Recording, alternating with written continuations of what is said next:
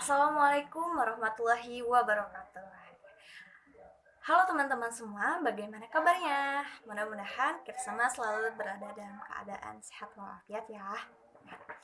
Pada kesempatan kali ini, saya akan sharing kepada teman-teman mengenai bagaimana cara membuat bisnis model kanvas. Sebelum ke pematerian inti, sebelumnya saya akan memperkenalkan apa yang dimaksud dengan entrepreneur, pengusaha, dan startup. Entrepreneurship menurut Abu Marro merupakan sebuah kemampuan mengetahui serta memanfaatkan peluang dalam upaya untuk mengubah suatu sistem. Nah, dalam memanfaatkan peluang tersebut, seorang entrepreneur akan selalu bersikap hati-hati dan mempertimbangkan segala apa yang akan menjadi risiko dalam menjalankan usahanya tersebut. Contoh perbedaan antara pengusaha dan seorang entrepreneur. Nah, dalam menentukan sebuah ide, seorang pengusaha telah menentukan sebuah ide bisnis yang sudah terkonsep dan biasanya sudah dipraktikkan oleh orang lain. Nah, bisa dikatakan sudah mainstream. Nah, akan tetapi seorang entrepreneur dia mempunyai ide bisnis yang berbeda dengan kebanyakan orang. Dia memiliki ide bisnis yang unik serta hal tersebut menjadi keunggulan dari produk atau bisnis yang akan dijalankannya. Oke. Selanjutnya contoh yang kedua, dalam menentukan pangsa pasar itu sendiri, seorang pengusaha akan mengikuti keinginan pasar atau mengikuti apa yang menjadi tren pada masa itu. Seorang entrepreneur tidak melakukan hal seperti itu. Seorang entrepreneur akan berupaya untuk membuat pangsa pasarnya sendiri. Setelah kita mengetahui perbedaan antara seorang pengusaha dan seorang entrepreneur, selanjutnya siapakah tokoh dari seorang entrepreneur tersebut? Salah satu contohnya adalah Pak Nadiem Makarim. Beliau telah menciptakan satu aplikasi yang bernama Gojek, dan hal tersebut telah mempunyai pangsa pasarnya tersendiri dan menempati hati masyarakat Indonesia dengan adanya aplikasi Gojek tersebut. Nah, bagi teman-teman pun bisa menjadi seorang entrepreneur. Dengan cara apa? Tentunya dengan mempunyai sebuah ide bisnis yang kreatif, inovatif, dan tentunya berguna bagi masyarakat luas. Untuk menjadi seorang pengusaha maupun seorang entrepreneur, teman-teman akan mengenal istilah yang bernama startup. Nah, startup ini merupakan seseorang yang memulai sebuah ide bisnisnya maupun yang sedang mendirikan sebuah perusahaan. Nah, dalam menjalankannya itu sedang berada pada tahap pembuatan maupun pada fase perkembangan. Nah, adapun karakteristik dari startup ini yaitu yang pertama, usia sebuah perusahaan tersebut masih di bawah usia 3 tahun atau kurang dari 3 tahun, dan pegawainya pun kurang dari 20 orang, serta tahap dalam menjalankan bisnisnya masih dalam tahap perkembangan. Setelah kita mengenal istilah dari pengusaha, entrepreneur, dan startup, selanjutnya kita memasuki materi inti, yaitu mengenai BMC atau Business Model Canvas. Nah, BMC ini merupakan kerangka berpikir atau gambaran secara keseluruhan model bisnis yang akan kita buat ke dalam satu halaman. Nah, BMC ini memiliki 9 elemen. 9 elemen ini tentunya harus kita pahami terlebih dahulu agar kita dapat menuangkan apa yang menjadi ide bisnis kita ke dalam bisnis model canvas. Nah, berikut penjelasan mengenai 9 elemen dalam bisnis model canvas. Bisnis model kanvas ini terdiri dari 9 elemen, dan 9 elemen tersebut dibagi menjadi 4 kelompok. Kelompok pertama adalah ini, value proposition. Nah, hal ini berkaitan terhadap kelompok yang lainnya. Kelompok yang lainnya terletak pada sebelah kiri dan sebelah kanan serta bawah. Yang sebelah kanan ini termasuk adalah kelompok yang dikategorikan sebagai hal yang berkaitan dengan pelanggan atau konsumen. Yaitu yang pertama ada customer segment, customer relationship, dan channel. Selanjutnya yang sebelah kiri terdapat tiga kolom, dan hal ini berkaitan dengan internal. Ada 3 kolom. Yang pertama itu key activities, key resources, dan key partner.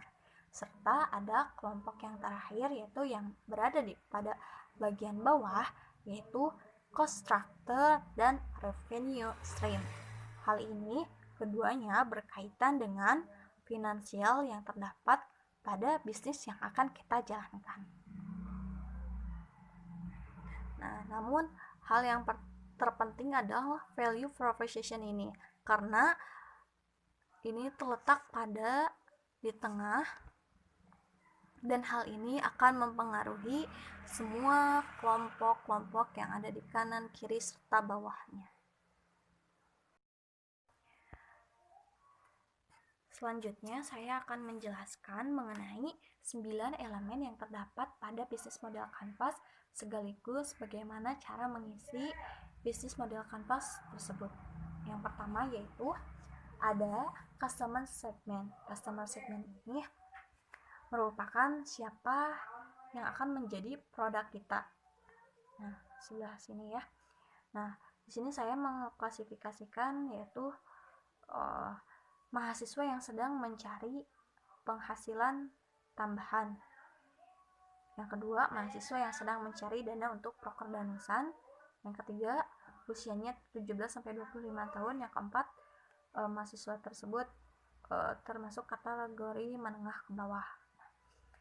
Bisnis model kanvas ini satu bisnis dari usaha yang bernama Danusan Bandung yang menjual berbagai macam produk seperti risoles, pempek, cheese roll, cilok crispy, dan lain sebagainya.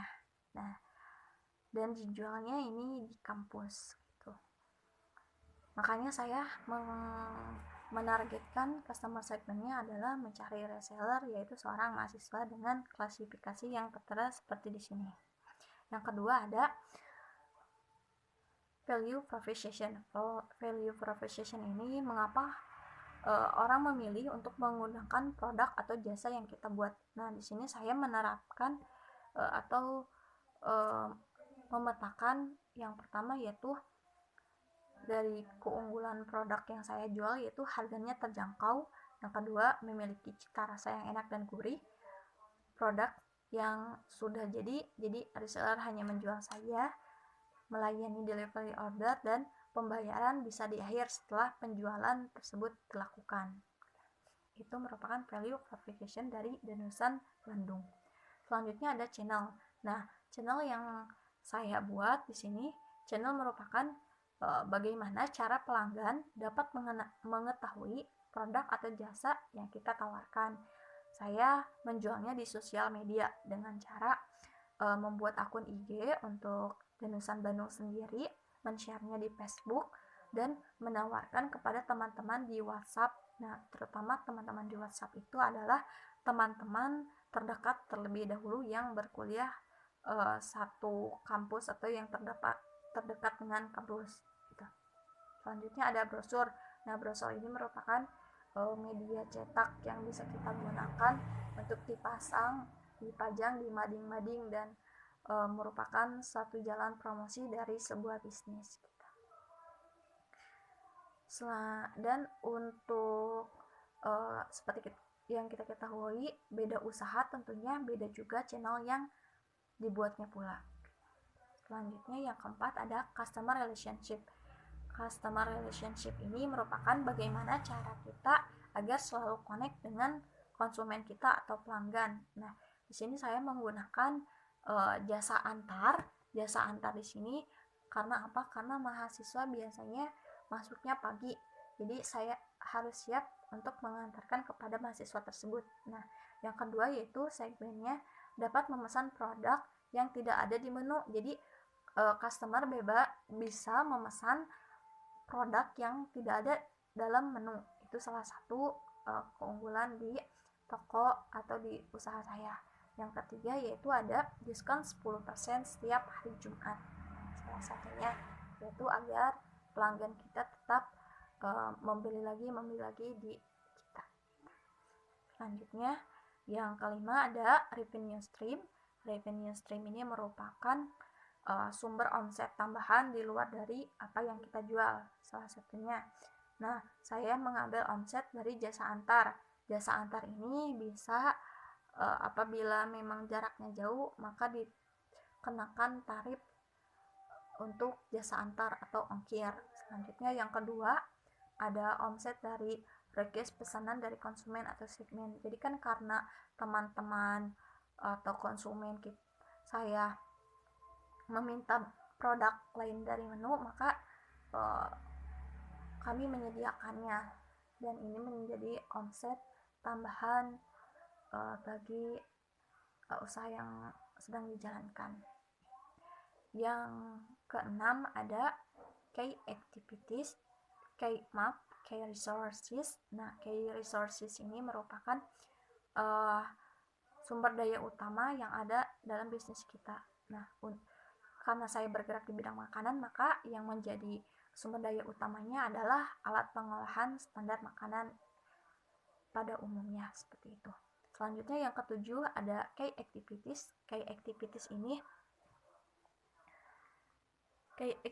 ini merupakan kegiatan yang dilakukan untuk menciptakan value proposition. Jadi strategi apa yang bisa kita lakukan untuk mencapai value proposition tersebut.